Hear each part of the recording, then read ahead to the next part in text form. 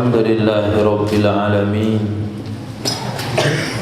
Wassalatu wassalamu ala Sayyidina Maulana Muhammadin Sayyidil Anbiya'i wal Mursalin wa Habibi Rabbil Alamin, wa ala ashabil akramin wa ahli baitihi tahirin wa azwajit tahirati ummahatil mu'minin wa tabi'ina lahum bi ihsanin ila yaumiddin, amma ba'du.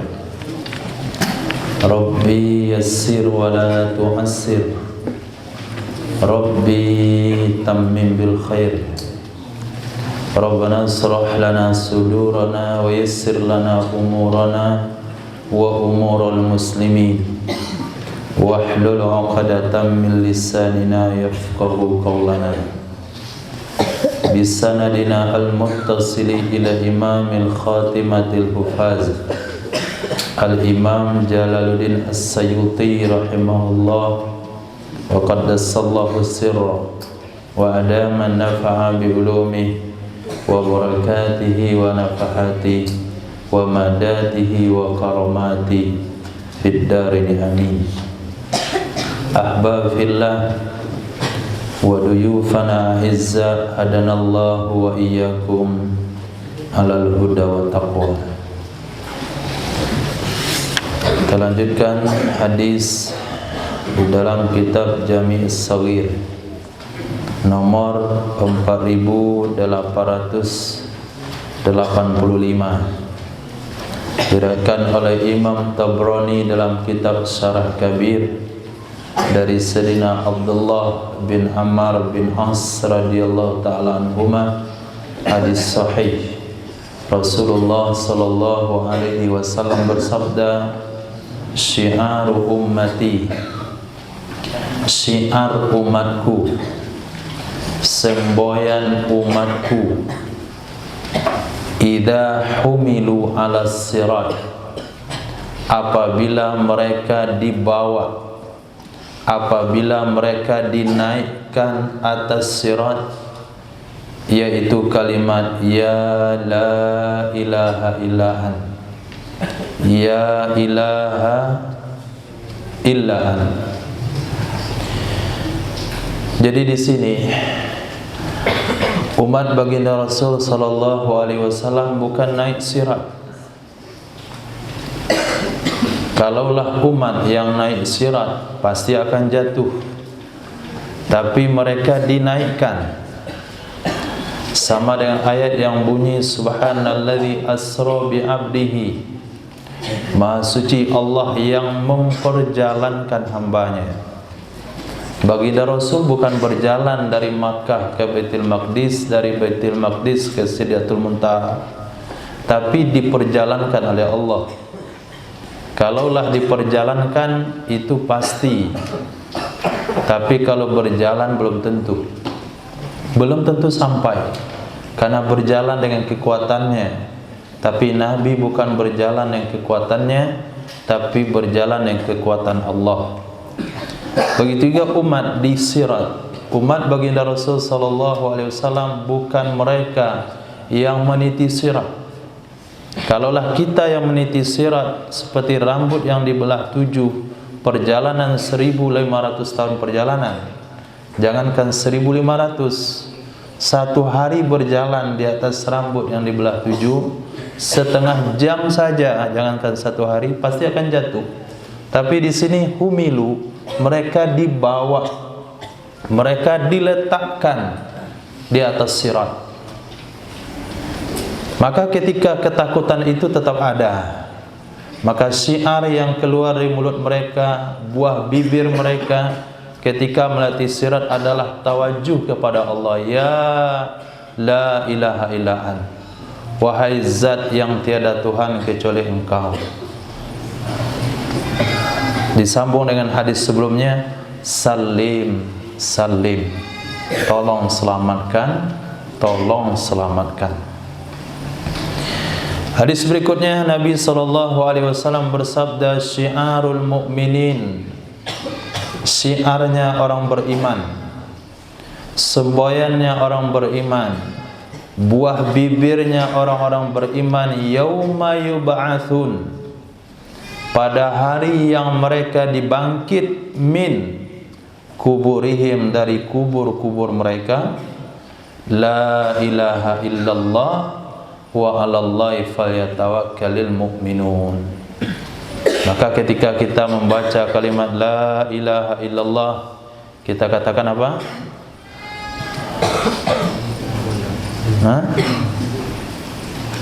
Apa yang kita katakan di ujungnya? Kalimatul haq, 'alaiha nahya wa 'alaiha namutu wa biha nub'atsu insyaallah. Dengan kalimat itu kita hidup. Artinya tujuan hidup orang beriman adalah untuk menghidupkan kalimat tersebut. Dari buah bibirnya, dari perbuatannya, dari sikapnya, dari perkataannya, itu semuanya menunjukkan kepada kalimat la ilaha illallah. Kemudian matinya juga, wa 'alaiha namutu, di atas kalimat itu kita akan mati. Man kana akhiru kalamihi la ilaha illallah dakhalal jannah. Orang yang mampu mengucapkan kalimat la ilaha illallah di akhir hayatnya, maka dia akan pasti masuk surga. Kalau hari ini ada orang yang meninggal dunia di masjid, kemudian ada yang meninggal dunia, kemudian dikatakan, oh alhamdulillah, tadi dia meninggal dunia mengucapkan kalimat la ilaha illallah. Tadi sebelum meninggal dia sempat mengucapkan kalimat la ilaha illallah. Sesuatu yang dibicarakan, ketika sesuatu dibicarakan itu menunjukkan perkara aneh.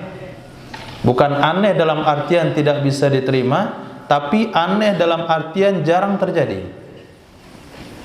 Karena biasanya orang meninggal nggak ada kalimat la ilaha illallah. Jarang yang terdengar kalimat la ilaha illallah.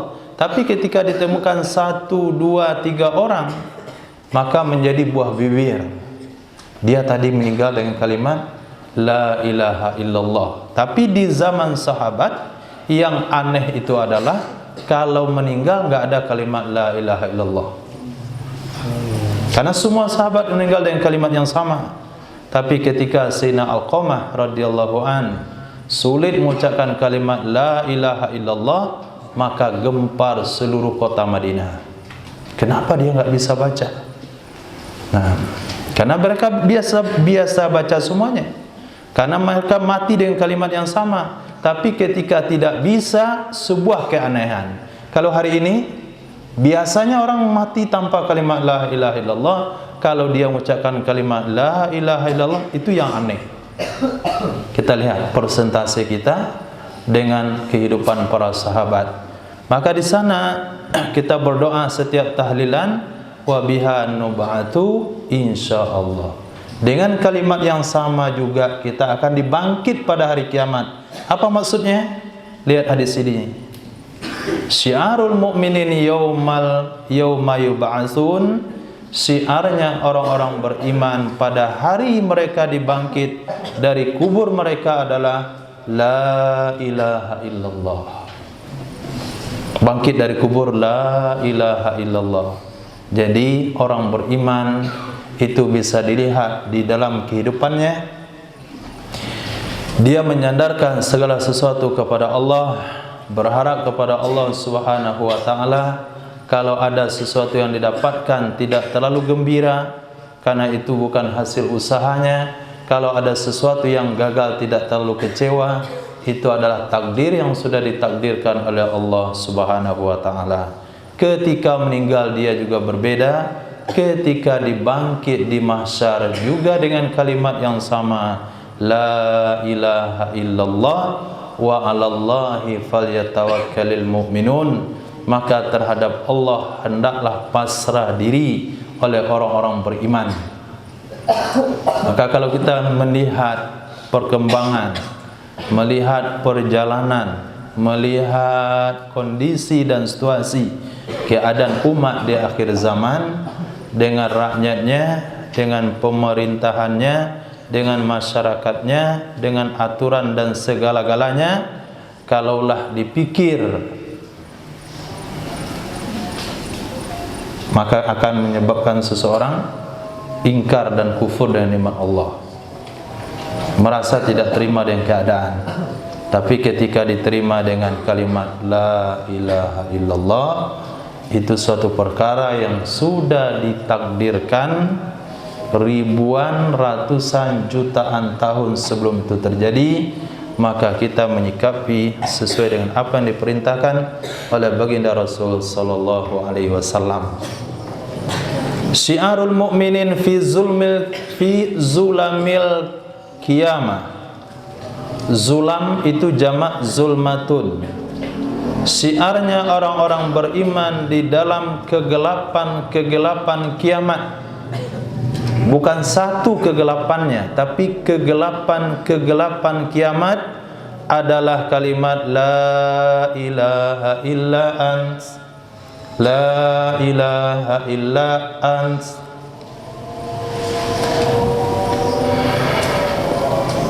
Maka sesuai dengan hadis Nabi yang berbunyi az-zulma zulamun liyaumal qiyamah. Satu kezaliman yang dibuat di dunia ini menzalimi orang lain, Allah akan balas dengan beberapa kezaliman pada hari kiamat. Kezaliman yang dimasukkan adalah kegelapan-kegelapan.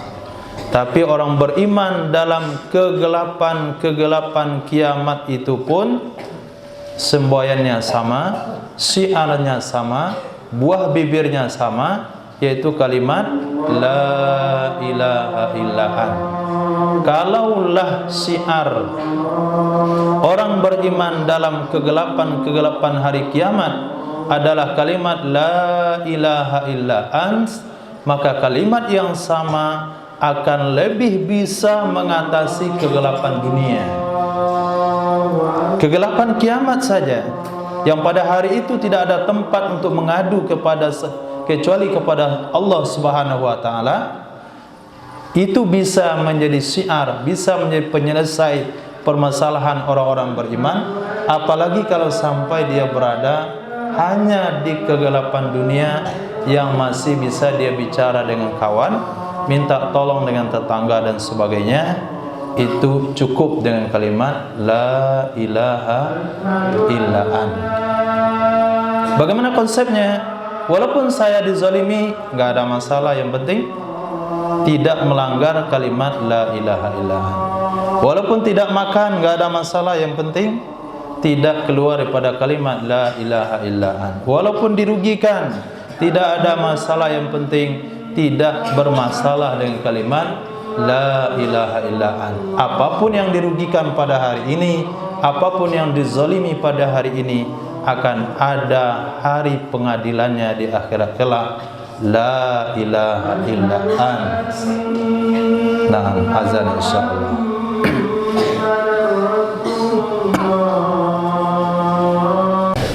Bismillahirrahmanirrahim. Hadis 4888.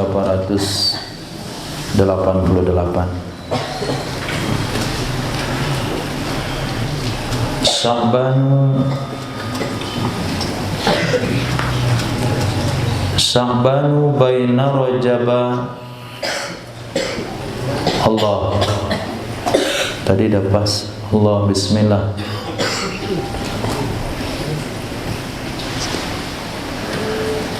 Sya'banu baina Rajaba wa syahri Ramadan. Bulan Sya'ban yang ada di antara bulan Rajab wa syahri Ramadan dan bulan Ramadan, taufulun nas. Allah, bismillah, bismillah. Ini dia narik suara saya ke dalam. Allah, bismillah. Allah, Allah, Allah, bismillah, bismillah. Allah, bismillah. Alhamdulillah, cukup, insyaallah. Allah.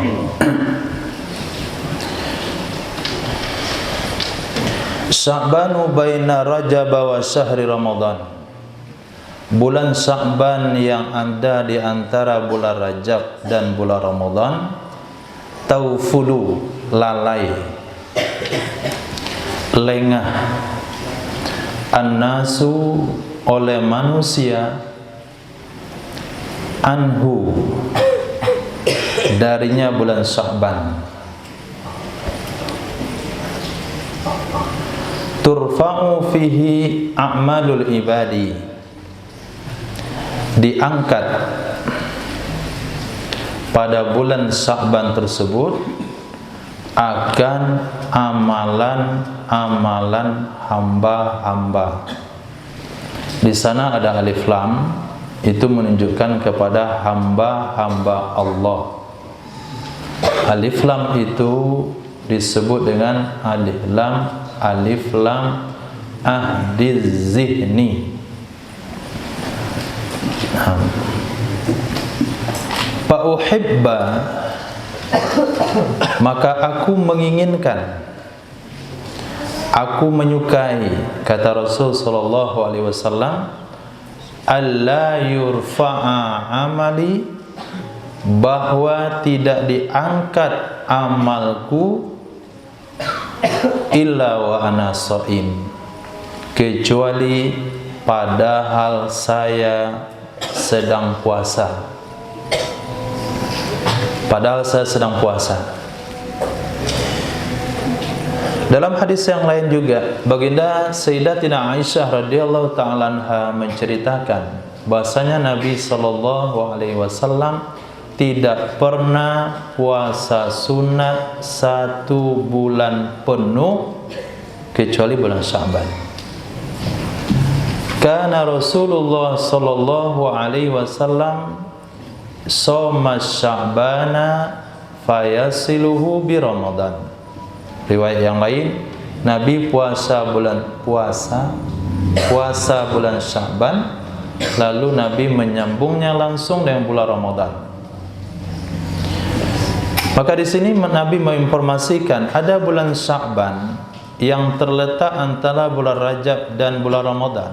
Rajab, Sya'ban, Ramadan. Kata Nabi, bulan itu sering dilalaikan manusia.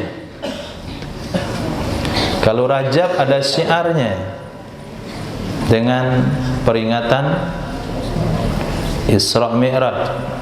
Rabiul Awal ada syiarnya dengan Maulidur Rasul. Ramadan syiarnya mulai dari sore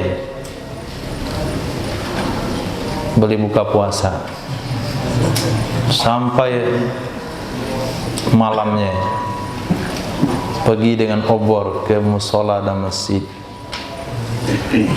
Kemudian subuhnya pengajian subuh mulai ramai, apalagi dekat-dekat Idul Fitri dan hari raya Idul Fitri ada syiarnya. Bulan Zulhijjah dengan syiarnya. Bulan Zulqa'dah apa syiarnya?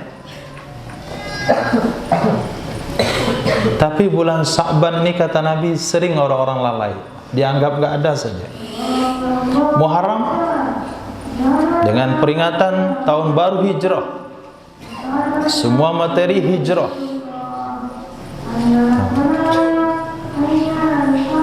Tapi ketika bulan Sya'ban ini orang-orang sangat melalaikannya.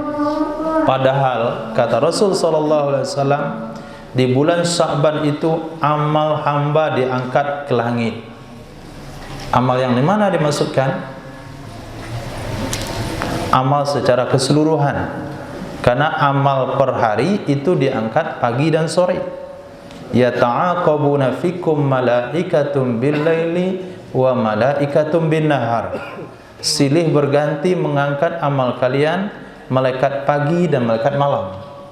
Tapi amal di setahunan itu diangkat, dicek, dikumpulkan, direkap hafalannya itu sekali dalam setahun di bulan Ramadan, tapi rekap amalan hamba di bulan Sya'ban. Nah, terutama malam nisfu Sya'ban. Nah, malam nisfu Sya'ban.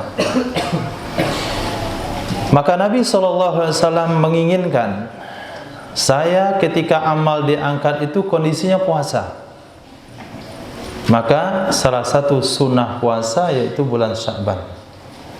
Aturan puasanya adalah bagi orang yang puasa dari 1 Sya'ban boleh nyambung sampai 30 Sya'ban. Bagi orang yang puasa 15 Sya'ban boleh nyambung sampai 30 Sya'ban. Tapi minimalnya 15 Sya'ban mesti puasa. Minimalnya. Tapi bagi orang yang 15 Sya'ban pun tidak mau puasa, sadarnya tanggal 16 Sya'ban, Nabi bersabda, "Idzan tasafas Sya'banu fala siyama." Sya'ban kalau sudah setengah, itu kalau mau puasa enggak butuh lagi dengan puasa kamu. Ini tegas. Jadi kalau bulan Sya'ban sudah setengah, mau puasa sadarnya 16 Sya'ban, 16 Sya'ban mau puasa, 17 Sya'ban mau puasa, 30 Sya'ban mau puasa, Nabi katakan la siyama, enggak boleh lagi puasa. Kamu terlambat sadar. Maka selambat-lambatnya mau puasa Sya'ban ya 15. Kalau yang puasa 15 Sya'ban boleh nyambung sampai 30. Tapi sebaik-baiknya adalah tanggal 1 sampai 30 Sya'ban.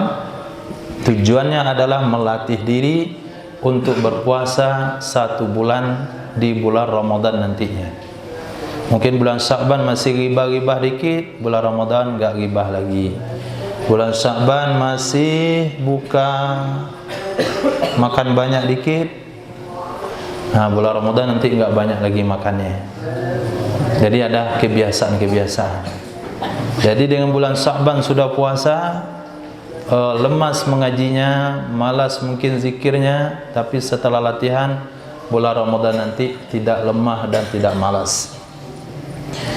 Itu salah satu hikmah kenapa Nabi puasa 1 bulan Sya'ban. Nabi SAW bersabda, "Sya'banu syahri." Sya'ban itu bulannya aku. Wa Ramadan syahrullah. Ramadan adalah bulan Allah. Bahkan hadis yang lain Nabi SAW bersabda, "Rajabu syahrullah, Sya'banu syahri, Ramadanu syahru ummati." Itu sering diungkapkan, kata Salafi, dhaif. Memang dhaif, coba lihat, dhaif memang. Tapi hadis dhaif ini bukan bicara soal halal, bukan bicara soal haram, bukan bicara soal sah, bukan bicara soal batal, hanya soal Sya'ban bulan saya. Hanya bicara soal itu saja. Tapi yang sahih hadisnya adalah Muharram bulan Allah. Nah, apa bunyi hadisnya?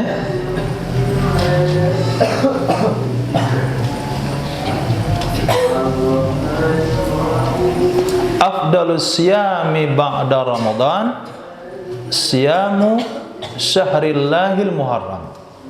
Sebaik-baik puasa setelah puasa Ramadan adalah puasa bulan Allah, yaitu Muharram.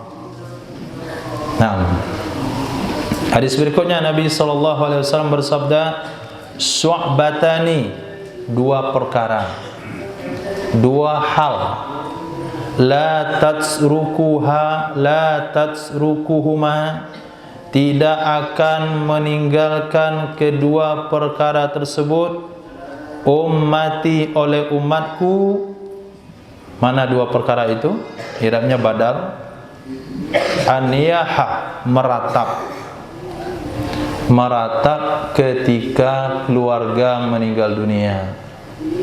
Yang kedua, at-ta'nu fil ansab, menuduh di dalam nasab atau mencederai pada nasab. Apa maksud mencederai pada nasab? Merusak nasab keturunan orang atau merubah nasab orang lain. Yang tren hari ini adalah merubah nasab istri kepada bin suami. Itu hukumnya haram. Nah, bin suami. Walaupun nggak ada binnya, tapi itu maknanya bin. Namanya siapa? Siti Roghibah, Siti Roghibah Ja'far. Siti Roghibah Ja'far. Siti Roghibah nama istrinya, Ja'far nama suaminya.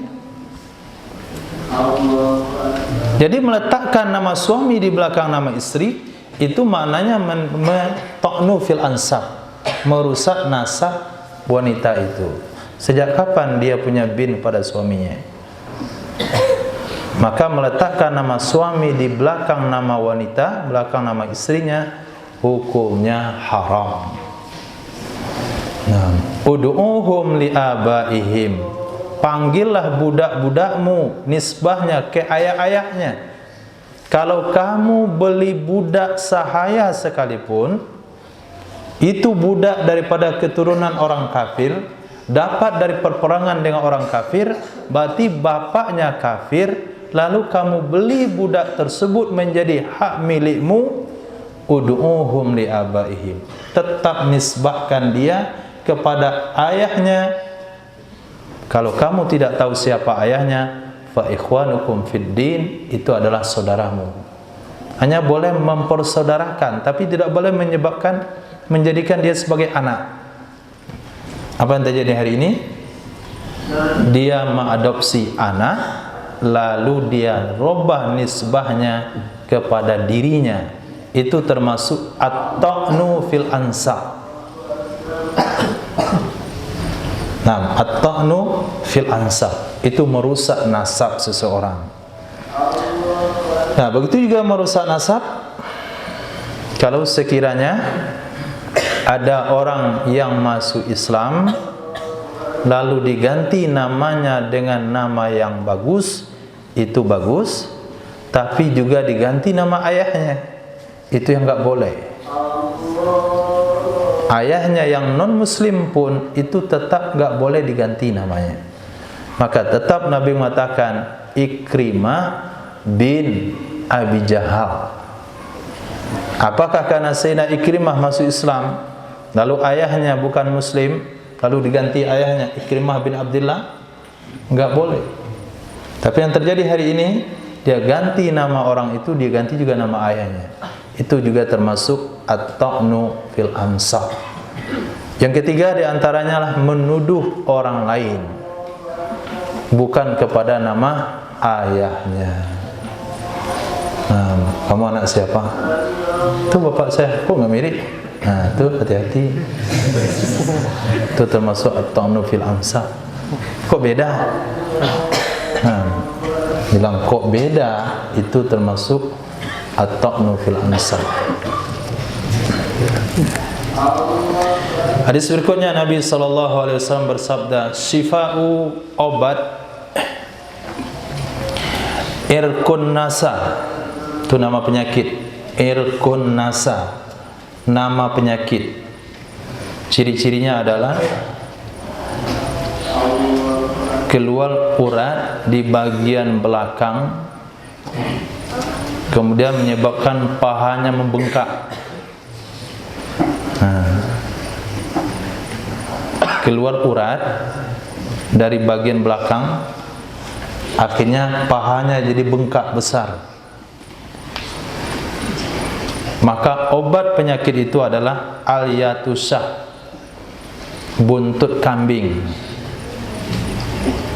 Nah, obatnya adalah buntut kambing. A'rabiyah. Jadi ada orang Arab, ada kambing Arab juga. Kambing Arab, kambing yang dipelihara di pedusunan Arab. Warnanya hitam. Kambing itu ciri-cirinya warnanya hitam, tidak terlalu besar, tidak terlalu kecil. Summa tujza'u salasata ajza. Kemudian dipotong ia buntut. Buntut itu maksudnya ekor. Dipotong ia ekor kambing 3 bagian. Jadi ekor kambing itu kan enggak terlalu panjang. Nah, itu dipotong 3.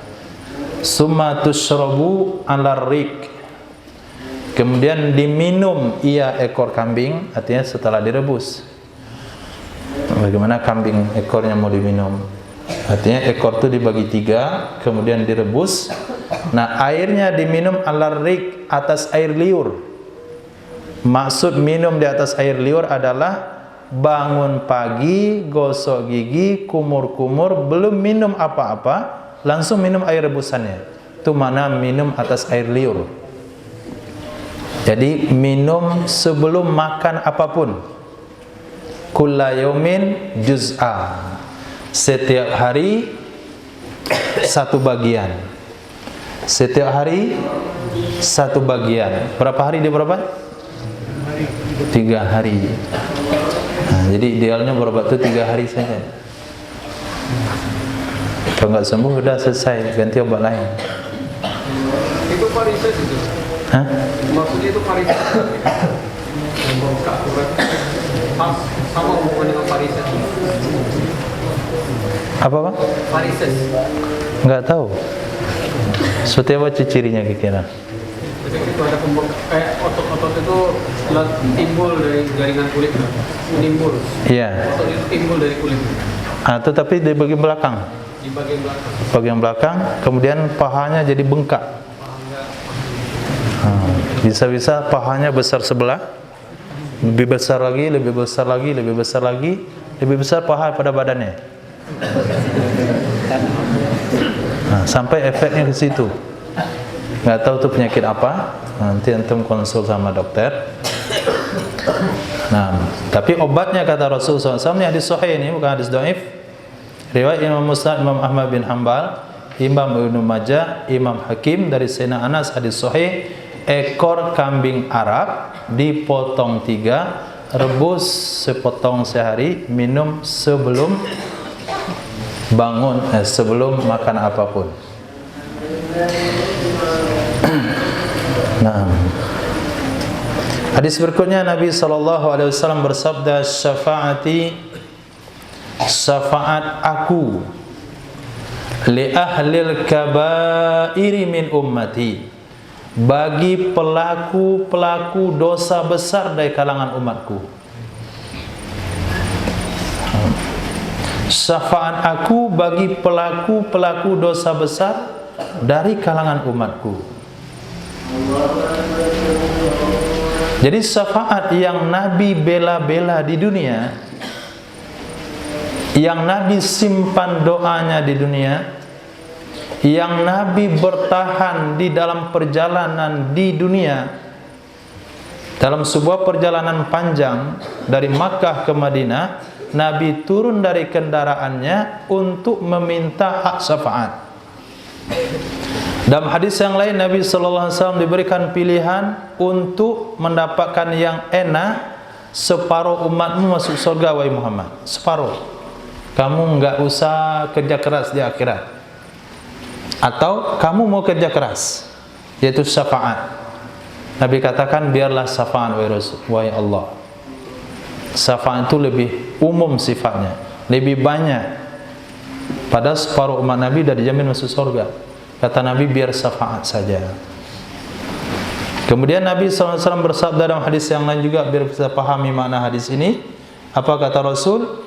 Likulli nabiyyin da'watun mustajabah. Setiap nabi punya doa yang dikabulkan oleh Allah. Fata'ajjala kullu nabiyyin bida'watih. Setiap nabi telah pergunakan doa itu di dunia. Waqtabatu da'wati syafa'atan li ummati yaumal qiyamah. Kalau saya sesimpan doa itu enggak saya pakai untuk memberikan syafaat kepada umatku pada hari kiamat. Atadruna lil muttaqin, apakah kalian menganggap syafaat itu untuk orang bertakwa?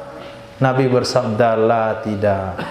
Walakin likulli muznibin mutalawwitin al-khatta'in.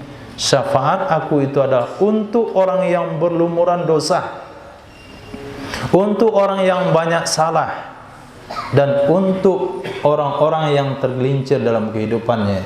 Dipertegas dalam hadis ini Sayyidina Anas bin Malik, syafaati li ahlil kabairi min ummati, syafaatku itu aku peruntukkan bagi pelaku dosa besar dari kalangan umatku. Nah, maka amalan yang paling kuat pada hari ini adalah mahabbah kepada Rasul, dicintai oleh Nabi, berhak mendapatkan syafaat Nabi. Walaupun terlihat hanya sekedar ngumpul berselawat doang. Nah, ngumpul berselawat doang, itu nggak bisa gunakan bahasa doang di situ, karena selawat mendatangkan mahabbah. Nah, dan itulah harapan yang paling besar bagi kita yang ada di akhir zaman. InsyaAllah nanti bulan Rabiul Awal, bukan hanya Rabiul Awal, sebetulnya hari Jumat juga kita galakkan berselawat sebanyak-banyaknya. Hari Jumat, dari pagi antum sudah berangkat ke masjid, masuk dalam masjid, salat tahiyatul masjid, salat duha, duduk, jangan mengantuk, jangan ikut ngobrol, tapi pegang tasbih, baca selawat sebanyak-banyaknya. Nah, syafaati li ahli dzunubi min ummati, itu belum cukup. Apabila hal itu belum cukup bagi kalian, Allah terangkan lagi, maaf, Nabi jelaskan lagi, syafaati li ahli dzunubi min ummati, syafaat aku adalah bagi pelaku-pelaku dosa dari kalangan umatku. Wa in zana, walaupun dia pernah berzina, wa in saraqa, walaupun dia pernah mencuri, ala raghmi amfi Abi Darda. Nah, walaupun ompong hidung Abi Darda. Itu bahasa ompong itu maknanya walaupun Abi Darda enggak terima. Walaupun Abi Darda enggak terima. Hadis yang sama juga diriwayatkan kepada Sayyidina Abi Dzar Al-Ghifari radhiyallahu an. Apa kata Rasul sallallahu alaihi wasallam? Siapa yang membaca kalimat la ilaha illallah dakhalal jannah wa in zana wa in sarak. Walaupun dia pernah berzina, walaupun dia pernah mencuri. Kata Sayyidina Abu Dzar, ya Rasulullah, wa in zana wa in sarak. Walaupun dia pernah zina, pernah mencuri, tetap juga masuk dengan kalimat la ilaha illallah ke dalam surga. Kata Nabi, wa in zana wa in sarak. Walaupun dia pernah berzina, pernah mencuri. Sayyidina Abu Dzar bilang lagi, ya Rasulullah, wa in zana wa in sarak. Walaupun dia pernah berzina, pernah mencuri. Dah 2 kali. Yang ketiga kali kata Nabi, wa in zana wa in sarak wa in raghima ampu Abi Dzar. Walaupun dia pernah berzina, walaupun dia pernah mencuri, walaupun Abu Dzar enggak senang. Di mana raumi amfi Abi Dzar, walaupun Abu Dzar enggak senang, enggak puas dengan hal itu. Masa ia masuk surga, berzina sudah, mencuri sudah, hanya ada modal kalimat la ilaha illallah. Walaupun Abu Dzar enggak terima, tetap begitu adanya. Nah, di sini berlaku dengan Sayyidina Abi Darda radhiyallahu anhu. Apa kata Nabi? Syafaat saya bagi pelaku-pelaku dosa di kalangan umatku. Bukan untuk orang bertakwa. Orang bertakwa sudah Allah selamatkan. Sayyidina Abu Bakar selamat dengan surga, masuk surga. 8 pintu surga siap dimasuki. Nah, Sayyidina Abu Darda, Sayyidina Utsman bin Affan, kalaupun buat dosa setelah ini enggak ada pengaruh bagi dia. Nah, Imam Bukhari dengan mengumpulkan hadis Nabi, Imam Syafi'i pada hari ini masih diamalkan ilmunya, Imam Jalalain, Imam Jalaluddin, imam-imam itu semua karyanya pada hari ini kita baca. Pejuang-pejuang agama sebelumnya, dengan perjuangan mereka kita bisa amalkan agama. Tapi bagi kita akhir zaman, enggak ada satupun yang bisa kita banggakan di hadapan Allah kecuali hanya syafaat baginda Rasul sallallahu alaihi wasallam. Syafaati li ahli dzunubi min ummati, syafaat saja bagi syafaat saya bagi pelaku-pelaku dosa dari kalangan umatku, walaupun dia pernah buat dosa zina, walaupun pernah buat dosa mencuri, walaupun Abu Darda enggak senang dengan keputusan itu. Berarti riwayat ini ada komplainnya Abu Darda juga, Sayyidina Abu Darda kepada Rasulullah, seperti hadis komplainnya Sayyidina Abu Zar kepada hadis kalimat La ilaha illallah. Nah, ini hadis targhib. Nah, hidup enggak cukup dengan targhib. Kalau hanya satu sisi saja, zina aja, penting dapat syafaat. Itu enggak bisa begitu. Ada lagi hadis tarhib.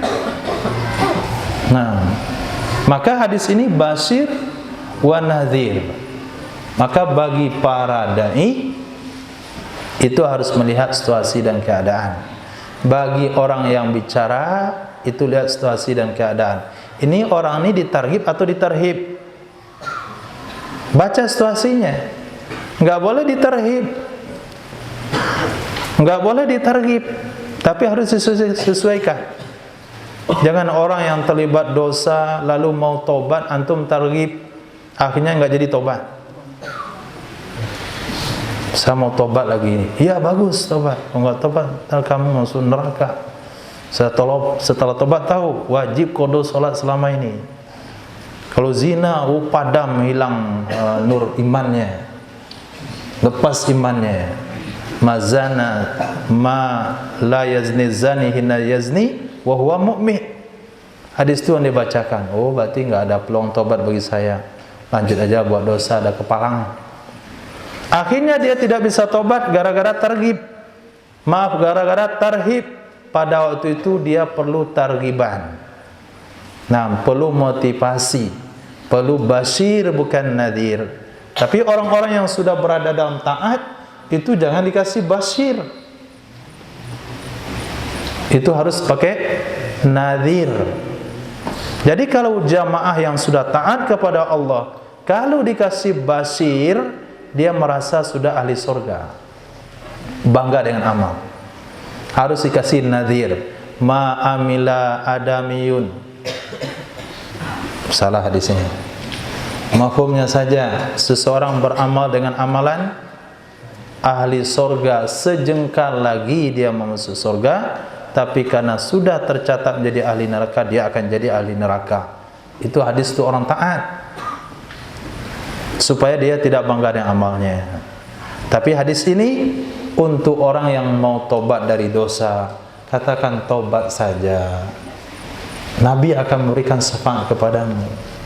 Tapi saya nggak bisa baca Quran, yang penting tobat. Syafaati li ahlil kabairi min ummati, syafaati li ahli dzunubi min ummati, wa in zana wa in sarak wa in raghima amfi Abi Dzar. Akhirnya orang itu termotivasi untuk tobat. Itu yang disebut dengan fikih dakwah. Kenapa Nabi SAW melihat cincin emas di jari sahabat, langsung Nabi ambil? A'rabi yang baru mengenal Islam, kalau langsung dihukum karena kencing di masjid, dia lari, nggak jadi masuk Islam. Dia akan lari, dia tidak akan mau memeluk Islam. Maka perlu melihat situasi dan keadaan. Ini orang ini perlu dikasih basyir atau dikasih nadhir. Nah, ada santri baru, ada lama. Ada yang masuk Islam, yang dah lama, ada mu'allaf. Yang sudah masuk Islam enggak dikasih zakat, yang mu'allaf yang dikasih zakat. Walaupun dia kaya. Nah, Allah. Jadi jangan sampai hadis-hadis yang seperti ini menyebabkan orang yang sudah taat lancang untuk berbuat dosa. Itu yang jangan sampai pernah terjadi. Syafaati li ummati man ahabba ahla baiti. Syafaat saya bagi umatku. Umat yang mana? Orang yang mencintai keluargaku. Orang yang mencintai keluargaku. Jadi enggak usah dipikirkan kelompok yang mengatakan tidak ada lagi keluarga Nabi. Keluarga silsilah Nabi kan dari laki-laki. Memang ada anak laki-laki Nabi yang melahirkan keturunan Nabi? Enggak ada. Berarti enggak ada keturunan Nabi. Enggak cukup ilmu dia bicara. Maka dia membantah adanya para habaib, membantah adanya para syarif, membantah adanya para syarifah. Nabi bersabda, syafaat saya itu diperuntukkan kepada orang yang mencintai keluargaku. Nah, setiap nasab kata Nabi akan terputus kecuali nasab saya yang tidak akan terputus. Nasab kita bisa saja punah. Apabila seorang laki-laki tidak memiliki anak laki-laki lalu meninggal sebelum memiliki anak laki-laki, berarti nasabnya punah. Dia punya anak perempuan semuanya 20 orang. Itu nasabnya putus, punah. Punah nasabnya. Tapi yang dijamin nasab tidak punah adalah nasab Nabi SAW. Kemudian dari ayat Nabi tegas mengatakan, la as'alukum alaihi ajra illa mawaddatan fil qurba. Saya enggak minta upah kepada kalian atas dakwah yang saya sampaikan. Tapi yang minta satu saja, kamu cintai keluarga aku. Lalu bagaimana orang itu bilang enggak ada keturunan Nabi SAW? Bagaimana ada kelompok yang membantah keluarga Rasul SAW? Orang yang menyudutkan pecinta-pecinta habaib. Tapi dia enggak paham. Ya memang dia enggak paham. Kenapa enggak paham? Karena tidak mau mengikuti pemahaman para ulama yang ada sebelumnya. Dia mau memahami sendiri, maka dia enggak paham-paham. Apa makna Nabi mawaddatang fil qurba kalau sampai dikatakan tidak ada keturunan Nabi? Lalu bagaimana ada Bani Hashim, Bani Muttalib dinukilkan dalam Al-Quran penerima harta fake, yaitu Bani Hashim, Bani Muttalib, zawil kurba. Lalu dikatakan enggak ada habaib. Nah, jadi mencintai habaib, mencintai keturunan Rasul sallallahu alaihi wasallam itu melayakkan kita mendapatkan syafaatnya. Sekarang lebih ganas lagi dia, bukan hanya tidak mencintai keturunan Nabi, tapi menuduh ayah ibu Nabi dalam neraka. Kelewatan dia itu. Siapa kira orang itu? Itu si Salafi sama Wahabi. Nah, ayah ibu Nabi dalam neraka. Lalu nanti datang kepada Nabi minta syafaat pada Rasul. Oh, ditendang. Nah, ditendang. Walaupun para pecinta habaib mungkin kurang dalam hal ini hal itu, tapi cintanya kepada Rasulullah, cintanya kepada ahlul bait Nabi melayakkan dia mendapatkan syafaat Rasul sallallahu alaihi wasallam walaupun mereka terlibat dengan dosa. Tapi walaupun mereka taat dengan ketaatan yang dia punya, tapi dia membenci keluarga Nabi, membenci secara tidak langsung kepada sunnah-sunnah kepada Rasul sallallahu alaihi wasallam. Bahkan ada yang ngomong waktu itu di mimbar, apa kata dia? Bukan di mimbar, di ceramah Ramadan di musola di bawah. Pakai dalil juga dia. Apa dalilnya? Ada yang hilang dalam ingatan kita.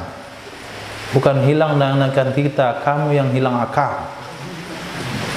Hadis Nabi yang mengatakan bahasanya Nabi SAW di bulan Ramadan ini setorkan bacaan ke malaikat Jibril. Setorkan bacaan ke malaikat Jibril. Berarti Nabi juga lupa sama dengan kita. Jadi yang dihormati itu syariat Nabi, bukan nabinya. Dari hadis itu dia pahami. Kan hilang akalnya itu. Hilang sekali akalnya. Nah, kalau orang-orang liberal yang seperti itu, walaupun taat dia haji, puasa, sholat dan sebagainya, tapi ada kebencian kepada Rasul sallallahu alaihi wasallam, kepada fisik baginda Rasul sallallahu alaihi wasallam, dia tidak layak mendapatkan syafaat. Nah, syafaat hanya kepada orang-orang yang mencintai walaupun terlibat dosa. Nabi bersabda, syafaati li ahli dzunub, tapi mencintai ahla baiti. Syafaati mubahah, syafaat saya itu layak, mubahah, layak atau diperuntukkan, illa kecuali liman sabba ashabi, orang-orang yang mencela sahabat-sahabat saya, orang-orang yang mencela sahabat-sahabat saya. Nah, apa contohnya? Azan 2 kali bid'ah. Azan 2 kali itu sunnah Utsman. Itu salah satu contohnya. Sunnah Utsman itu bukan sunnah Nabi. Salat tarawih 2 rakaat sunnah Umar. Enggak ada penghormatan sama sekali. Itu mencela, termasuk mencela. Begitu juga orang-orang yang belajar kitab sejarah dari buku-buku yang mereka tulis, yang ada antum baca waktu sanawiyah aliyah, SKI, Sejarah Kebudayaan Islam. Ketika antum baca perang Siffin, itu di sana mendoktrin untuk berpihak kepada sahabat Sayyidina Ali, kemudian membenci sahabat Sayyidina Muawiyah bin Abi Sufyan. Nah, berarti telah membenci sahabat. Oh, ini dasar pembangkang, tidak ikut dengan pemimpin yang terpilih. Bahaya kalau sampai menanamkan kebencian kepada sahabat. Kata Imam Syafi'i rahimahullahu taala ketika ditanya persengketaan antara Sayyidina Ali dan Sayyidina Muawiyah bin Abi Sufyan, apa kata Imam Syafi'i rahimahullah?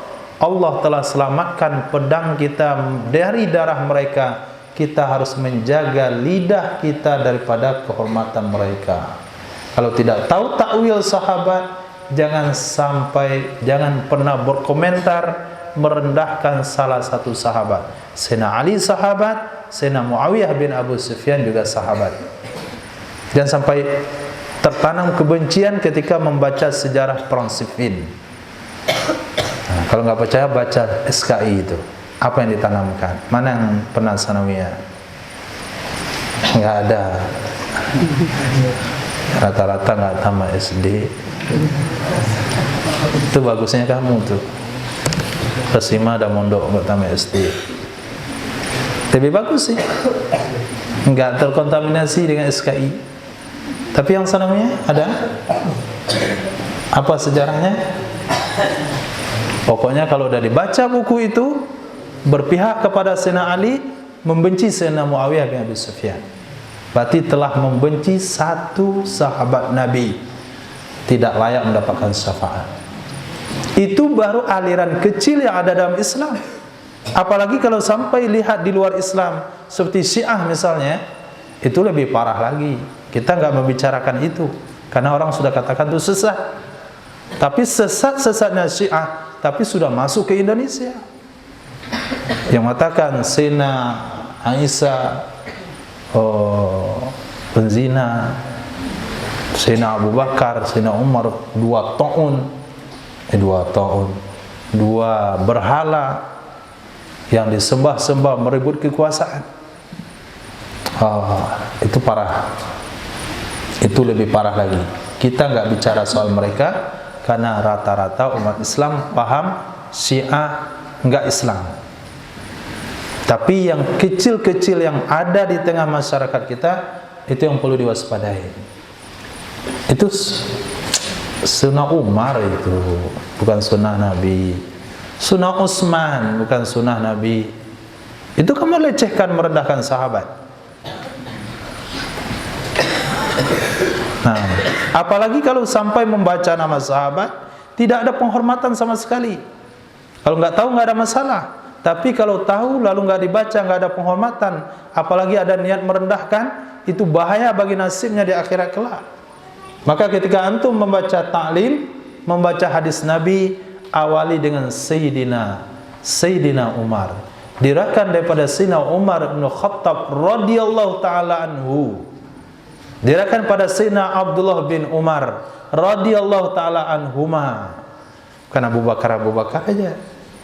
Ketika Abu Bakar bersama Nabi dalam gua, Abu Bakar gigit ular, kena jengki. Abu Bakar yang mana? Nih. Enggak ada bersama Nabi. Bersama kita hari ini.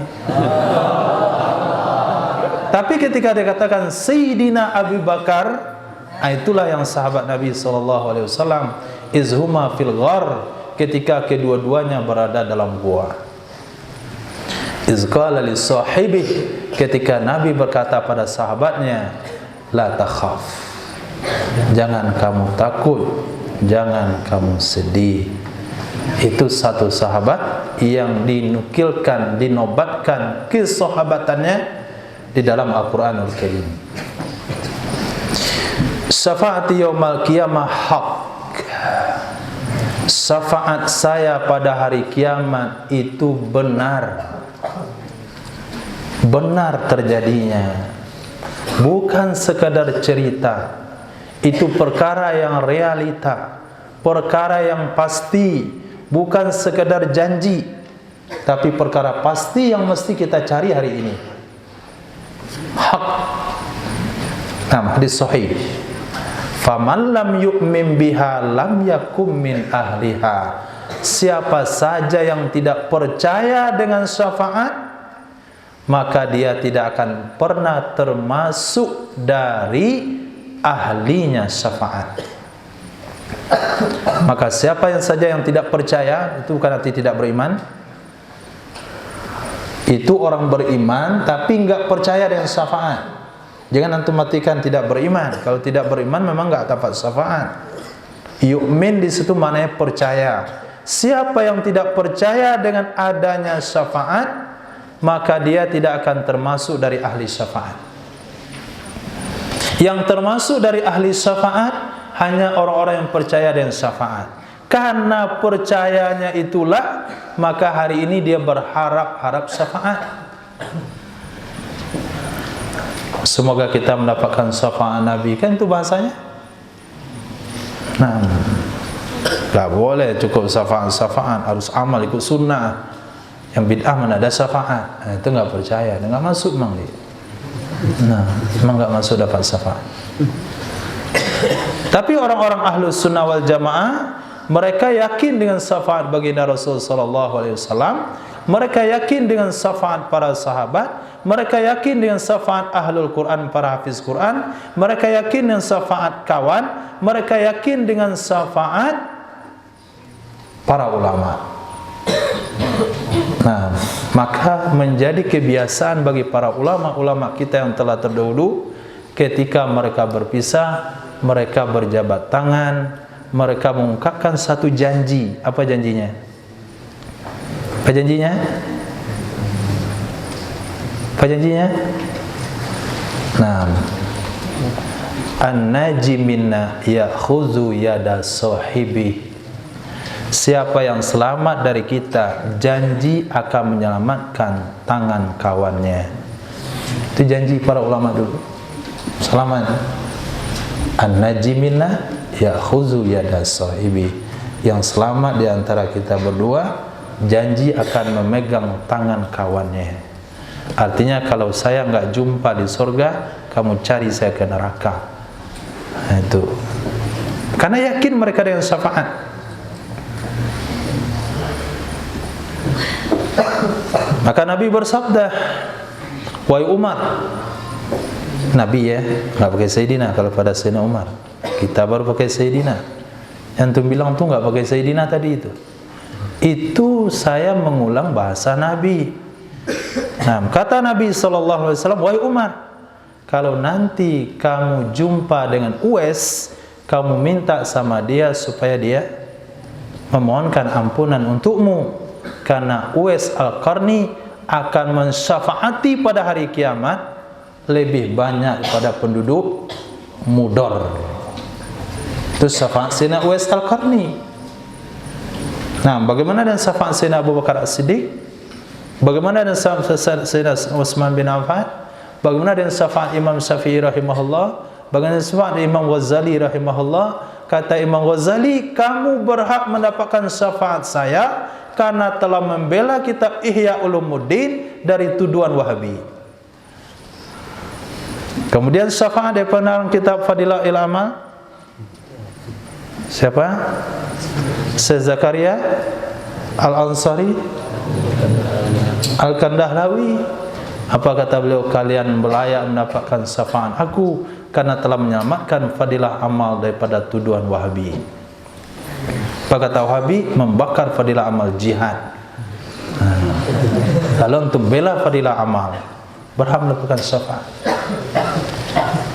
Itu yang maknanya syafaat. Jadi syafaat itu hanya diperuntukkan bagi orang yang yakin dengan adanya syafaat. Orang yang tidak percaya dari adanya syafaat, dia memang tidak termasuk dari ahli syafaat. Bagaimana dia mau masuk berharap saja tidak? Berharap berasal daripada sebuah kepercayaan. Ada kepercayaan baru ada harapan. Kalau nggak ada kepercayaan, dia tidak akan pernah mengharap. Kalau nggak pernah mengharap, memang dia lam yakun min ahliya, tidak akan pernah masuk daripada ahli syafaat.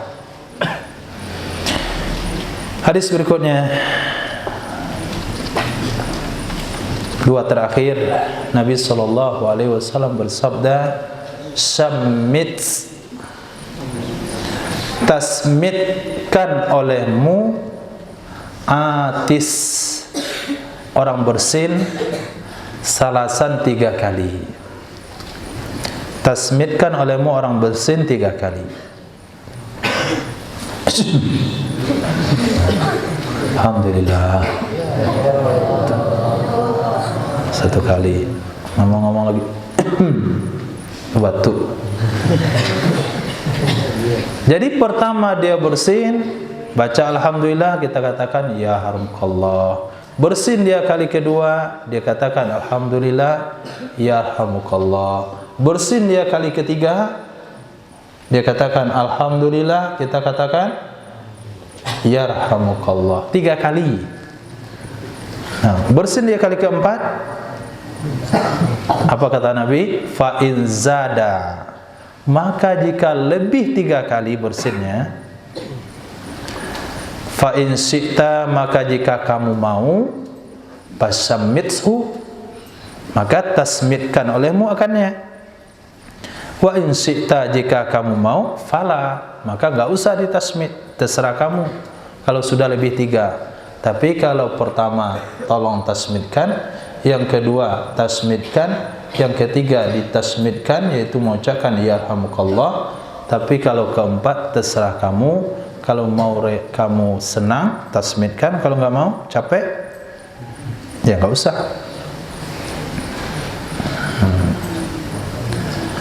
Sammit akhaka salasan, tasmitkan olehmu saudaramu 3 kali.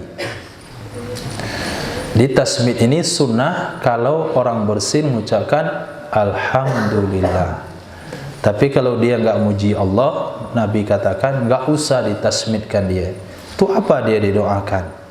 Dia muji Allah saja tidak. Jadi ketika alhamdulillah dia baca, sunnah kita tasmitkan. Ketika dia bersin dia diam saja, kita nggak sunnah mentasmitkan. Famazada, maka apa saja yang lebih, kalau lebih daripada 3 kali, fa innama, maka sesuatu yang lebih dari 3 kali hanya saja itu adalah nazlah. Dia sedang ditimpa penyakit. Sesungguhnya dia yang lebih itulah penyakit atau zukam, flu. Nah, maka para ulama katakan kalau dia bersin kali keempat, enggak tasmit lagi, tapi dikatakan anta mazkum, kamu kena flu burung. tamazku. Hadis hasan. Yang pertama hadis sahih. Cukup insyaallah. Allah. Silakan. Assalamualaikum warahmatullahi wabarakatuh. Ya Pak, silakan. Di dalam ayat pernikahan bila seorang ayah menikahkan perempuannya lalu dia tidak setuju syarat, maka batallah pernikahannya. Ya. Salah satu syarat yang dilanggar adalah dia tidak mendirikan sholat. Dan masalah ini melanjutkan selanjutnya dia berhubungan berarti dia melakukan zina. Pertanyaan saya, sampai kapankah terputusnya perzinahan ini? Yang kedua, seandainya seorang ayah menikahkan anak perempuannya dengan Islam yang tidak mendirikan sholat, bagaimana kedudukan pernikahan itu? Yang ketiga, pertanyaan saya terakhir saya mendengarkan ceramah dari seorang ustaz yang mengatakan bahasa Al-Quran aurat perempuan itu adalah sebagian wajah dan telapak tangan. Lalu dia mengatakan orang-orang perempuan kita yang memakai cadar adalah orang-orang yang berlebihan dalam amalan agama atau fanatik terhadap gurunya atau golongannya. Yang saya ingin tanyakan, apakah dalilnya bagi perempuan-perempuan kita memakai cadar? Kedua, apakah istri-istri Nabi Muhammad memakai cadar, istri-istri sahabat memakai cadar? Cukup sekian. Assalamualaikum warahmatullahi wabarakatuh. Waalaikumsalam warahmatullahi wabarakatuh.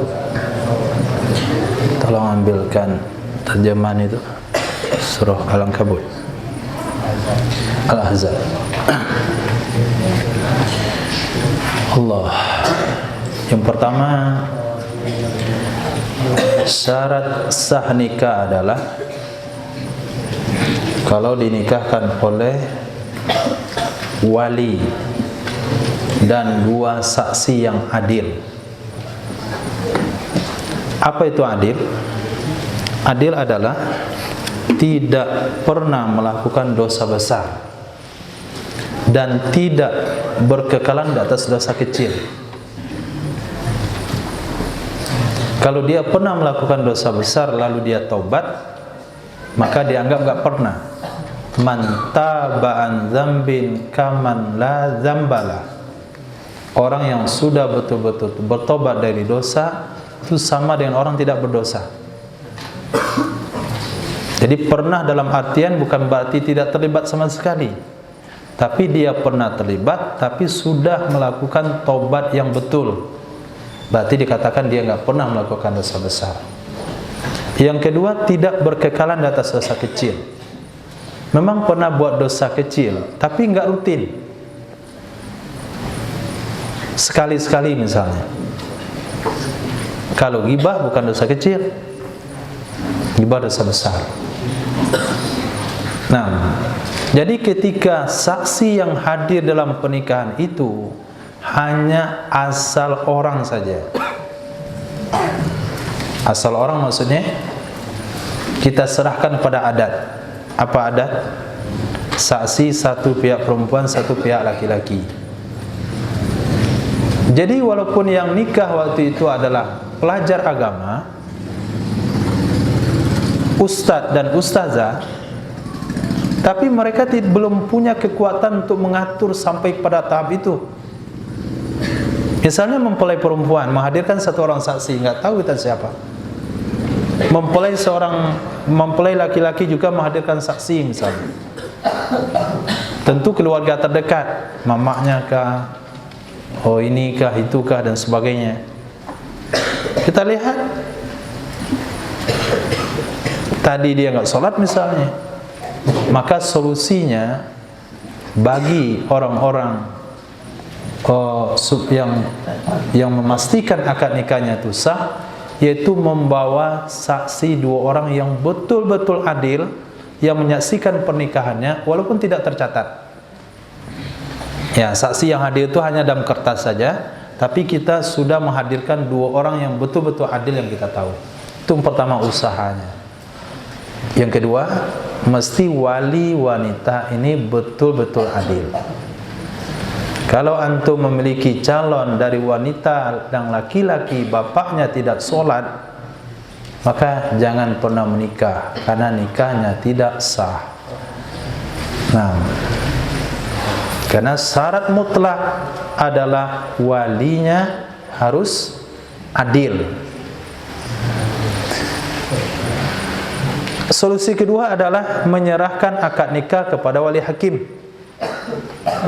Dan wali hakim nggak perlu adil. Yang menikahkan KUA misalnya, ternyata KUA-nya sholat, malah main judi. Nah, itu sebelum dia melakukan sidang nikah, itu baru sadar setengah jam dari mabuknya. Nah, itu yang menikahkan. Mendingan yang itu. Kenapa? Karena wali hakim tidak disyaratkan adil. Ini wali hakim nggak disyaratkan adil. Nah, lalu bagaimana hukumnya?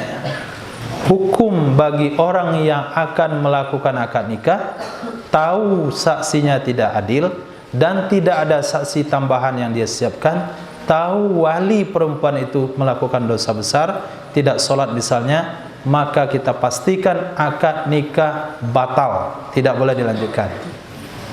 Tapi kalau kita belajar kepada perkara yang pernah terjadi sebelumnya, sudah pernah terjadi, itu kita katakan sah. Nggak usah lagi akad nikah diulang. Sudah 40 tahun dia nikah. Tanya sama istrinya, "Bapak kemarin nikahan kita sholat nggak?" "Oh enggak, Bapak raja judi." "Oh, bagaimana caranya itu? Anak kita yang 10 orang ini bagaimana?" Nah, produk haram lah berarti. Nggak bisa. Itu tidak berlaku untuk hukum yang sudah terjadi. Sesuatu yang sudah terjadi, sesuatu yang kita tidak tahu, sesuatu yang sudah terlanjur, itu tidak bisa dikatakan batal, karena kaidah fikih mengatakan al-aslu mudiyus syai' ala sihha. Ini untuk akad nikah. Bahkan ketika sahabat masuk Islam, suaminya masuk Islam, istrinya masuk Islam, berarti nikahnya pakai apa dulu? Pakai adat istiadat jahiliyah. Apakah Nabi menikahkan kembali sahabat masuk Islam? Kemari semuanya yang sudah masuk Islam, kalian saya nikahkan lagi, karena kemarin nikah lewat sistem jahiliyah. Kalau hari ini ada orang Nasrani, orang Buddha, orang Hindu, mana saja masuk Islam suami istri, tidak ada tuntutan aturan untuk menghukum mengulang akad nikahnya, karena sudah berlalu. Al-Islamu yajubu ma qabla. Islam telah menghapuskan kesalahan yang telah lalu. Nah, tapi kasus ini enggak mirip, enggak persis dengan kasus orang masuk Islam, tapi hampir mirip. Nah, karena kalau berlaku hukum untuk yang terkebelakang, maka akan terjadi permasalahan-permasalahan yang rumit. Jadi solusinya tinggal taubat kepada Allah, dan saya rasa nggak perlu ulang akad nikah, tapi kalau mau diulang juga nggak ada masalah. Nah, jadi wali dan 2 saksi. Kalau mempelai nggak disyaratkan nggak sholat. Nah, kalau nggak sholat pun akad nikahnya sah, nggak ada masalah. Nggak ada masalah di sisi sahnya, tapi sudah berawal masalah besar kalau nggak sholat. Jadi masalah yang dimasukkan, oh masa nggak masalah kalau nggak sholat? Bukan masalah itu maksudnya. Masalah sah nggak sah akad nikah tidak masalah dengan calon suami yang nggak sholat. Tapi memilih calon suami nggak sholat itu masalah besar. Nah, sama dengan hukum begini. Karena kadang-kala hukum fikih salah dipahami, akhirnya menimbulkan kesalahpahaman. Dalam kitab fikih dikatakan disunahkan bagi orang puasa meninggalkan berkata-kata kotor, di antaranya ghibah dan bohong. Jadi orang yang enggak mengenal fikih mengatakan, masa meninggalkan ghibah dan bohong sunnah? Bukankah itu wajib? Nah itu. Ini bahasa fikih yang enggak dipahami. Kalau kita lihat sisi puasanya, efeknya ke puasa itu meninggalkan ghibah dan bohong sunnah. karena akan menghilangkan pahala, tidak membatalkan. Tapi kalau lihat hukum asli inti daripada ghibah dan bohong itu dosa besar, wajib ditinggalkan, bukan sunnah. Dari sisi puasa sunnah. Nah, begitu juga tadi, ketika seorang suami nggak sholat, bagaimana hukum akad nikahnya? Nggak masalah kesahan akad nikah, tapi bermasalah menjadikan dia sebagai suami. Nah, ketiga, dalil bagi perempuan pakai cadar. nah, dalil lebih cadar, ya Allah. Pertama, mana ayatnya?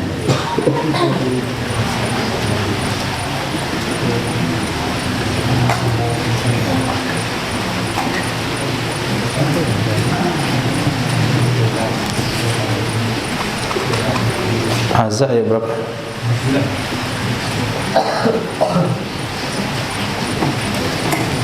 Nah, ya ayuhan nabiyyu kulli azwajika wa banatika wa nisa'il mu'minin. Wahai sang nabi, katakanlah kepada istri-istrimu, putri-putrimu, wanita-wanita orang-orang beriman, istri-istri orang beriman, yudinina, hendaklah mereka menurunkan di atas mereka dari jalabib, jamak pada jilbab, jilbab mereka. Nah, di sini ada bahasa jilbab. Jilbab itu bahasa Arab. Dan yang paham dengan bahasa Arab, orang Arab. Kesalahpahaman terjadi ketika bahasa Arab ditanya sama orang yang bukan Arab. Nah, itu kesalahpahaman hukum bersumber dari situ. Contoh kasus niat yang pernah kita bahas. Saya ada niat sholat di rumah, apalagi niat sholat dan takbiratul ihram. Kemudian masalah kasus lagi mil. Nah, mil, sehingga jarak qasar sholat hanya 80 kilo, 90 kilo gara-gara salah paham dengan mil. Karena dipahami mil Eropa bukan mil Arab. Nah, juga di sini jilbab. Kalau kita beli ke pasar, tolong beli jilbab. Jilbab apa yang dikasih? Hah? Sesuatu yang menutup kepala tapi tidak menutup muka. Itu jilbab bahasa Indonesia. Quran bukan pakai bahasa Indonesia, Quran pakai bahasa Arab.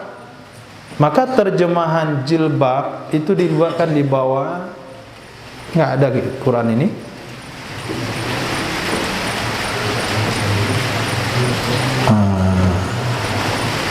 Nggak cukup jadi dalil. Nanti bapak buka Quran terjemahan Menteri Agama.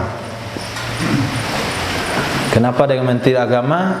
Karena dengan terjemahan Menteri Agama sebagai panduan bagi masyarakat Indonesia. Ini Menteri Agama yang punya terjemahannya, bukan golongan kami. Karena dikatakan golongan tadi. Ini Quran terjemahan Menteri Agama, bukan terjemahan tabligh. Nah, jadi ketika dia lihat terjemahan Menteri Agama, maka di sana ada catatan kakinya. Jilbab itu adalah sejenis baju kurung yang menutup sebahagian muka. Nah, sebahagian itu boleh separuh atas bawah, boleh kiri kanan, boleh miring begini. Yang penting nggak nutup semua muka. Yang jelas nutup sebagian. Nah, kira-kira apa itu? Nutup sebagian. Nah, itulah makna jilbab menurut bahasa Arab yang sudah diterjemahkan oleh bukan golongan kami, tapi Menteri Agama. Nah, kalau kita bawa nanti terjemahan golongan kami, nah itu ialah Quran golongan kalian. Ini Quran nasional, terjemahan untuk menteri agama. Nah, itu perlu dimiliki satu. Walaupun nggak dipakai, walaupun terjemahannya mungkin pas-pasan, tapi catatan penting itu penting. Catatan kakinya, jilbab adalah sejenis baju kurung yang menutup sebahagian muka. Di mana dipahami? Di ayat setelahnya. Apa ayat setelahnya? Dzalika adna ayyurafna. Demikian memakai jilbab itu meminimalisir untuk wanita itu diketahui. Pahami bahasa itu? Memakai jilbab itu tujuannya supaya diminimalisir, dia dikenal. Kira-kira kalau pakai jilbab tanpa nutup muka dikenal nggak? Oh, nggak kenal, saya lihat di belakang. Dia di depan. Kenal nggak? Kenal. Tapi untuk meminimalisir dikenal pakai apa? Ya nampak matanya. Nampak mata ini ibu saya atau bukan ya? Ragu mulai ragu dia, ibunya atau bukan? Oh, dipanggil dia Umi, enggak nengok, oh ternyata ibu orang lain. Itu buktinya. Ayyuduna ayyurafna. Dia enggak bakal enggak dikenal. Tapi tetap aja bisa dikenal, tapi sudah mulai kurang untuk dikenal. Kalaulah dia pakai jilbab tanpa menutup muka, pasti dikenal. Tapi untuk menyatakan ayat ini adna ayyurafna, maka jilbab itu maknanya adalah sesuatu yang menutup muka. Lihat konsepnya, fala yu'dzaina, mereka tidak akan diganggu. Siapa yang mengganggu wanita yang bercadar? Tapi berapa banyak wanita yang berjilbab diganggu? Nah, maka jilbab maknanya dari ayat itu adalah sesuai dengan terjemahan tersebut, sesuatu yang menutup sebagian muka. Wa kana Allahu ghafurur rahima. Itu dasar hukumnya. Maka Imam Syafi'i rahimahullah taala mengatakan cadar hukumnya wajib menurut mazhab Imam Hanafi atau Maliki cadar hukumnya sunnah. Nah, tapi di antara pengikut mazhab Imam Syafi'i dalam hal ini banyak yang ikut mazhab Imam Abu Hanifah.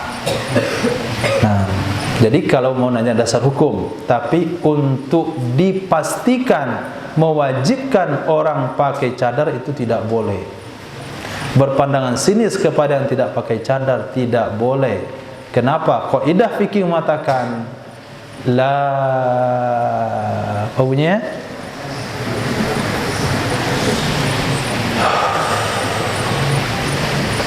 Tidak boleh melakukan pelarangan terhadap perkara yang masih mukhtalaf. Itu terjemahannya, tidak boleh dilarang untuk perkara-perkara yang masih mukhtalaf. Selagi masih ada khilafiyah, kita tidak boleh memaksakan seseorang untuk melakukannya. Jadi untuk yang sudah melakukannya, ini dalilnya. Untuk yang tidak melakukannya, ada ulama yang mendukungnya. Untuk kita yang tidak memakainya, maka tidak boleh memerintahkan, mewajibkan atau memaksakan. Kenapa? Karena itu perkara mukhtalaf. Nah, maaf Ustaz, kemudian saya ada pertanyaan pertama tadi. Ustaz menjawab itu kejadian yang telah lampau, tidak disengaja. Yang saya ingin tekankan di sini, sebelum pernikahan itu dilaksanakan, utusan dari KUA pasti bertanya kepada walinya, apakah bapak cukup syarat? Nyata-nyata ayahnya ini tidak cukup syarat, tapi karena ibunya dia mengatakan cukup syarat. Itu kan hal yang disengaja. Status pernikahan seperti ini yang saya tanya Ustaz. kalau itu batal, hukumnya zina. Hukum Otomatis mempelai laki-laki dan perempuan seterusnya akan melakukan zina. Zina sampai selama-lamanya. Selama-lamanya tidak akan terputus. Akan terputus kecuali dia ulang akad nikah yang baru. Terima kasih. Nah,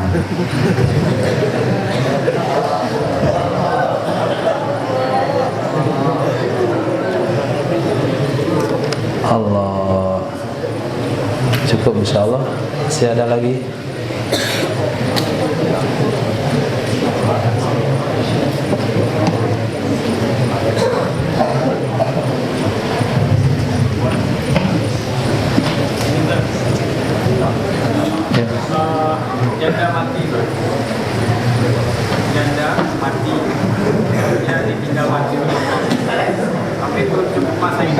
nikah lagi. Bagaimana Pak? Seorang perempuan yang suaminya meninggal dunia lalu dinikahkan atau menikah dengan seorang laki-laki sebelum masa iddah habis, hukumnya juga sama, batal. Maka ketika wanita meninggal suami, boleh dinikahi lagi setelah 4 bulan 10 hari. 4 bulan 9 hari masih haram. Nah, kalau apabila sebuah akad nikah tidak mencukupi syarat, menikahi wanita yang masih dalam iddah, menikahi wanita yang masih bersuami. Ini yang sering terjadi, menikahi wanita yang sudah masih bersuami. Maksudnya suaminya memang tidak ada di tempat, sudah 2 tahun nggak ada, sudah 3 tahun nggak ada, nggak pulang. Itu tetap wanita bersuami, maka tidak boleh nikah. Bagaimana solusinya? Dia harus datang kepada KUA untuk menggugat cerai, menjatuhkan talak. Kalau kemarin waktu akad nikah dia baca, suaminya baca taklid talak. Tapi kalau kemarin waktu akad nikah enggak baca taklid talak, maka wanita tersebut boleh nikah dengan perkiraan kalau suaminya sudah meninggal dunia. Mana memperkirakannya? Bapak suaminya kemarin meninggal dunia usia berapa? 60. Suaminya merantau usia berapa? 30. Tunggu 30 tahun lagi baru sah. Siapa yang akan menikah 30 tahun lagi? Enggak ada yang mau. Nah, solusinya adalah setiap akad nikah mesti baca taklid talak. Nah, ini untuk bapak-bapak yang punya anak perempuan. Nah, setiap nikah mesti baca taklid talak yang ada di buku nikah. Saya fulan bin fulan berjanji ini dan sebagainya. Kalau sampai tidak menunaikan hak, maka saya memberikan kuasa pada istri saya untuk melaporkan ke pengadilan, lalu membayar uang Rp10.000 dan jatuhlah talak 1 saya, dan saya berikan kuasa kepada pengadilan untuk menerimakan uang 10.000 digunakan untuk kepentingan umat Islam. Kalau itu dibaca, wanita itu bisa melepaskan diri dari suami yang hilang nggak tahu rimbanya. Setelah bayar 10.000, tunggu 3 kali suci baru boleh. Tapi kalau suami kemarin nggak baca, tunggu 30 tahun. Nah, itu mazhab Imam Syafi'i rahimahullahu ta'ala. Ya Karim. Khair, silakan. Assalamualaikum warahmatullahi wabarakatuh. Waalaikumsalam.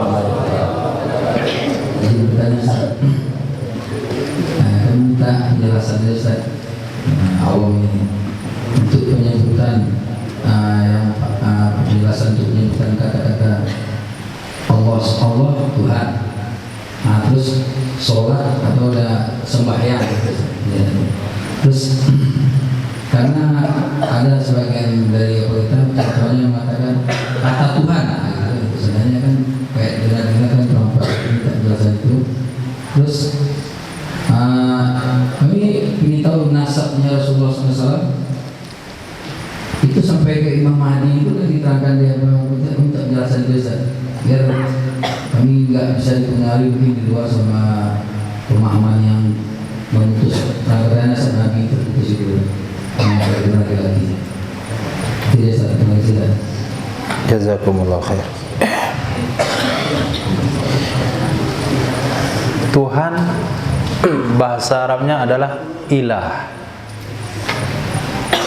Tuhan ilah. Lalu kita bacakan la ilaha illallah.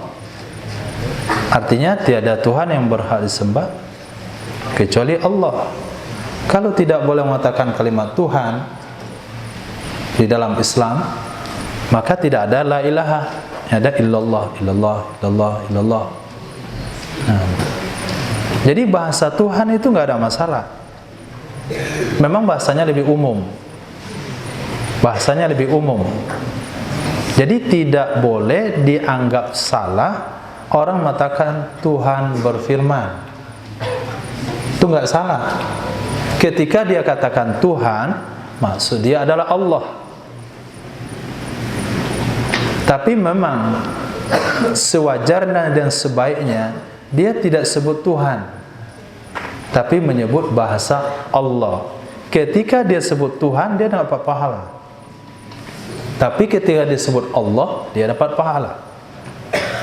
Tuhan bersabda, Tuhan berfirman dalam Al-Quran. Siapa itu? Allah pasti. Tapi ketika dia bahasakan Tuhan berfirman dalam Al-Quran, dia enggak mendapatkan pahala sama sekali.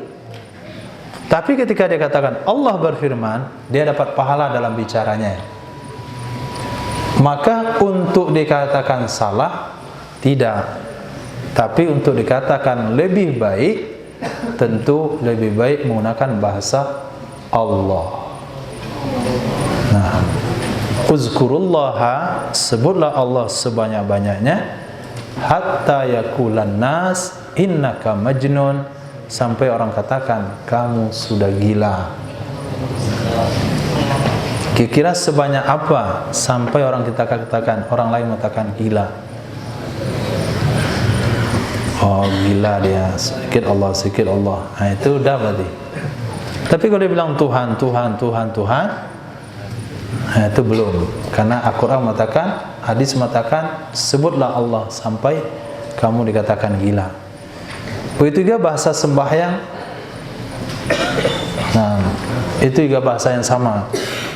Tidak salah, tapi sebaiknya sholat.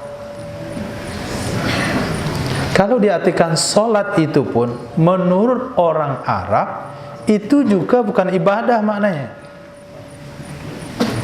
Maka ulama fikih katakan, as-salatu lughatan ad-du'a. Sholat menurut bahasa maknanya adalah doa. Bahkan sholat juga maknanya sholawat. Nah, rukun sholat yang sekian adalah as-salatu ala nabi, sholawat kepada nabi. Jadi ketika menggunakan bahasa sholat menurut bahasa Arab, itu pun tidak tertuju kepada makna ibadah, tapi bisa maknanya sholawat, bisa maknanya doa, bisa maknanya ibadah khusus. Jadi tapi secara istilah, ketika disebut sholat, orang Islam memahaminya itu adalah ibadah. Kamu sudah sholat? Sudah, saya doa tadi. Nggak bakalan dia jawab begitu. Nah, pasti pemahamannya sudah kepada sebuah ibadah. Jadi sekali lagi, tidak salah, tapi kurang tepat, karena tidak menggunakan istilah syar'i. Masih musyarakah dengan bahasa orang-orang yang non-muslim. Nah, maka Nabi SAW bersabda melarang musyarakah ini, tapi bukan larangan haram, larangan makruh, larangan tidak baik. Apa kata Nabi? La yaghlibannakumul arabu ala salatikum atama. Jangan sampai orang-orang Arab mengalahkan kalian atas nama salat kalian Isya dengan atama. Maka sebagian ulama hadis mengatakan makruh hukumnya menyebut salat Isya dengan salat atama. Padahal Isya dan atama maknanya sama. Atama gelap malam, Isya gelap malam. Tapi Nabi katakan jangan sampai orang Arab mempengaruhi kalian, salat kalian yang namanya Isya kalian ganti dengan atama. Jangan sampai. Berarti Nabi juga dalam hadis ini memperdulikan bahasa yang menjadi istilah di dalam agama kita, jangan diganti dengan bahasa istilah yang di luar agama kita. Itu dalil tidak bagusnya. Nah, untuk mengatakan Tuhan, untuk mengatakan sembahyang. Tapi tidak boleh dikatakan salah, karena bahasa itu juga memiliki makna tertentu. Ketika orang katakan Tuhan dengan makna di hatinya adalah Allah, dia masih bisa dibenarkan, tapi tetap tidak baik dengan dalil tadi, la yaghlibannakumul arabu ala salatikum al-atamah. Kemudian nasab. Kalau dikatakan nasab itu ke atas. Nah, nasab ke atas. Kalau dikatakan ke bawah namanya dzurriyyat. Maka Nabi ke Imam Mahdi Muntazar itu bahasa yang paling tepat digunakan dalam istilah syariat Islam, itu dzurriyyat, silsilah keturunan ke bawah. Antum nasabnya siapa? Maka mikirnya ke atas, ayahnya, kakeknya, kakeknya, kakeknya. Tapi nasabnya siapa? Lalu bilang anak saya ini, cucunya ini, enggak, itu salah dia. Salah menggunakan bahasa. Maka Nabi SAW bersabda, nanti kalian akan dipimpin oleh pemimpin yang adil, yang namanya sama dengan nama aku, yang nama ayahnya sama dengan nama ayah aku, dan dia daripada nasab keturunan aku. Nasab di sana maksudnya adalah dari zuriat aku. Jadi kalau untuk silsilahnya tidak ada ulama yang mengetahuinya. Kalaulah ada ulama yang mengetahuinya, maka pasti orang akan bisa mencari siapa Imam Mahdi Muntazar. Tapi karena tidak ada dalil yang menyatakan inilah silsilah keturunan Nabi sampai ke Mahdi Muntazar, karena keturunan itu terbukukan sampai hari ini. Kalau kita melihat Habib Fulan, Habib Fulan, Habib Fulan, Habib Fulan, dia mempunyai nasab yang tercatat sampai pada baginda Rasul sallallahu alaihi wasallam. Kalau Nabi menginformasikan, agama menginformasikan nasab yang mana, zuriat yang mana yang akan melahirkan Imam Mahdi Muntazar, maka Imam Mahdi Muntazar itu perkara yang maklum di tengah umat. Tapi Allah sengaja menutupi hal tersebut karena keberadaannya terancam. Kalau orang tahu pasti dibunuh. Tapi walaupun qadarullah, sesuatu yang sudah ditetapkan tidak akan pengaruh, tapi akan memberikan beban kepada umat Islam. Ini dari zuriat ini akan melahirkan Mahdi Muntazar, harus kita jaga. Kalau ternyata ada penyerangan harus diselamatkan, kan bikin sulitnya umat Islam kalau begitu. Kalau sekiranya enggak dijaga akan dituntut di hari kiamat. Sudah saya beritahukan kepada kalian, inilah silsilah keturunan Nabi kepada Mahdi Muntazar, zuriat Nabi. Lalu kenapa enggak kalian jaga? Menjadi beban lagi bagi umat. Tapi ketika dimajhulkan seperti itu, kita tidak tahu dari keturunan yang mana, Habib yang mana yang akan melahirkan Mahdi Muntazar, maka itu sebagai rahmat bagi umat Islam, dirahasiakan oleh Allah Subhanahu wa taala, meringankan beban dari umat ini untuk tidak perlu khawatir menjaga, pasti akan lahir juga, dan menutupi Mahdi Muntazar daripada musuh-musuh Allah yang berencana akan menghalang munculnya Mahdi Muntazar tersebut. Dan itu juga sekaligus sebagai fitnah bagi umat akhir zaman, munculnya Mahdi Muntazar palsu. Nah, jumpa? Nah, ada yang ngaku saya Mahdi Muntazar nih, lahir lagi aliran baru. Dan setiap generasi punya, setiap aliran punya Mahdi Muntazar. Syiah juga punya Mahdi Muntazarnya, disebut dengan menunggu kedatangan Imam 12. Tadi hari ini dia nggak mau sholat sejajar, sholat imamnya dia melobang. Kapan sholat imamnya akan sejajar dengan makmum? Kalau lahir Imam 12-nya. Kita juga Mahdi Muntazar. Yahudi juga punya Muntazar, nunggu Dajjal. Nasrani juga punya Muntazar. Setiap orang punya Muntazar. Tapi Muntazarnya umat Islam, itulah Al-Mahdi yang Allah berikan kepemimpinan kepada beliau pada hari kiamat. Pada saat itu dunia akan aman seperti sedia kala, insyaallah. Pesan Nabi SAW, kalau Mahdi Muntazar hadir, kalian baiatlah dia walaupun harus berjalan di atas salju. InsyaAllah kita niat baiat. Selagi ada listrik, tidak akan ada Mahdi Muntazar. Kalau tidak ada lagi listrik, itu akan muncul Mahdi Muntazar. Kalau ada yang ngaku Mahdi Muntazar padahal pesawat masih ada, itu palsu. Minyak bumi masih ada, palsu. Kalau ada yang ngaku Mahdi Muntazar, minyak bumi nggak ada lagi, pesawat nggak ada lagi, mobil nggak ada lagi, kembali zaman kuda, zaman panah, itulah masanya Mahdi Muntazar. InsyaAllah. Subhanallah bihamdihi, subhanaka wa bihamdika, asyhadu an la ilaha illa anta, astaghfiruka wa atubu ilaik.